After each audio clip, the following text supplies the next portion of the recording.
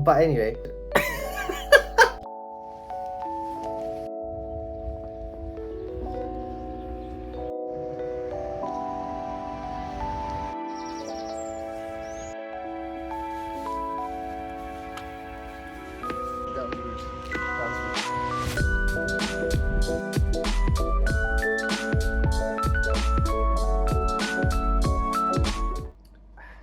Alhamdulillah. Hello, welcome back to ladstalk. A lot of you enjoyed the video last time, seeing me tanned and looking very orange. I am not looking as orange right now. Got some nice bluey ultraviolet light going on right now. But anyway, long story short, you guys seem to enjoy that last video, so I want to make a similar video today, and I want to talk a little bit about chilling. So one of the main things that we talked about last video is, oh, you need to unwind, get ready for the summer, you need to chill, relax, get out of the work cycle, school cycle, blah blah blah. So let's get straight into it. I started realizing very recently about myself that I was finding it really hard to chill out, calm down when it came to ordering a takeaway, going out to eat, going shopping, buying something for myself. It could be a new game or clothes or whatever. I was making the same old excuses. No, I should save money. No, you know what, that money I could put towards something else. Or you know what, no, I don't have time for that right now. There's always an excuse. Every single thing which you could call a luxury or something fun or something that's like a treat to myself, I was finding excuses that no, I shouldn't do that. No, I shouldn't really do this. This will damage the bank account, or this will hurt my time, or whatever. But it actually comes from like your environment. So if you're surrounded by constant advice about you need to save money, you need to save this, you need to save that, growing up most people hear stuff like this because naturally that's what even myself, I tell people, yeah, you should make sure you have money saved up, you should make sure you have your own savings. You know, people always tell you, oh, invest in such and such stock or crypto or whatever, enhance your finances. Everyone makes a really big deal about your finances. Oh yeah, you need to have, you need to be sorted by the time you're 30 or whatever. Long story short, I started kind of like measuring myself and realigning myself and how I want to be. So for example, I want to buy, there's a game that I wanted to buy. It's only like £12 or something, and I keep thinking, oh, you know what, that £12, what if I save that and put that towards a more expensive game for PS5 or something? Like £12 is £12. You know what I mean? That extra thought that I'm having for no reason, it's not benefiting anyone. It's just that amount of money, let's just call it, is going to be spent somewhere else anyway. It might be a groceries, it might be something, it will just somewhere along the line I'll spend it on something anyway. So why not reward myself? It's not like I've not been buying luxuries, I've not been buying stuff for myself in heaps and hoarding stuff.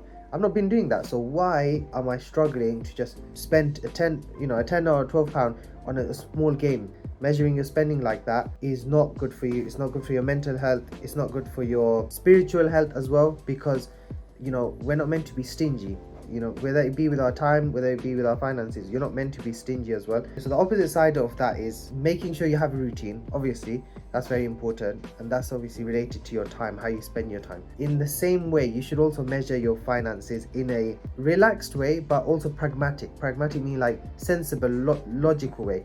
Give yourself a weekly budget or monthly budget where you're like, you know what, this amount of money, why don't I allocate some of that to treat myself?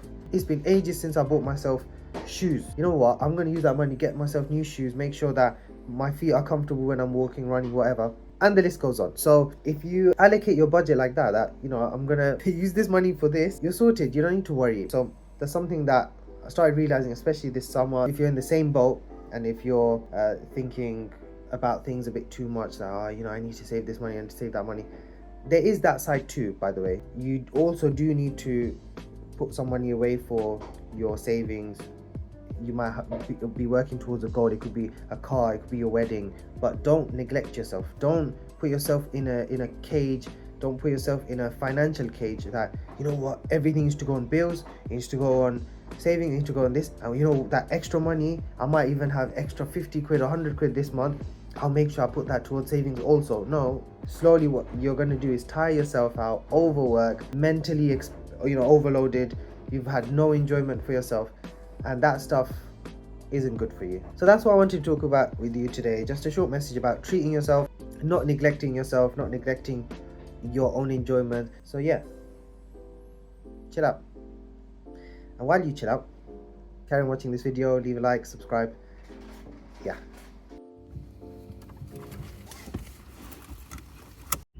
It's called color gradient. So apparently all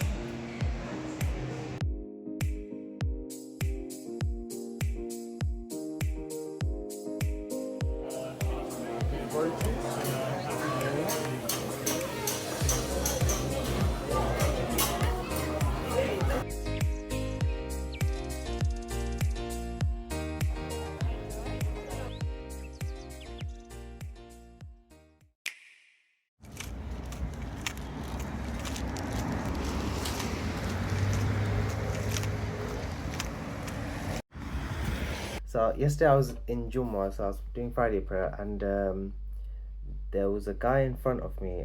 He and every time he went to sajda, the cracks started showing. You know what I mean? So every time it was like a new cycle, a new moon was making an appearance.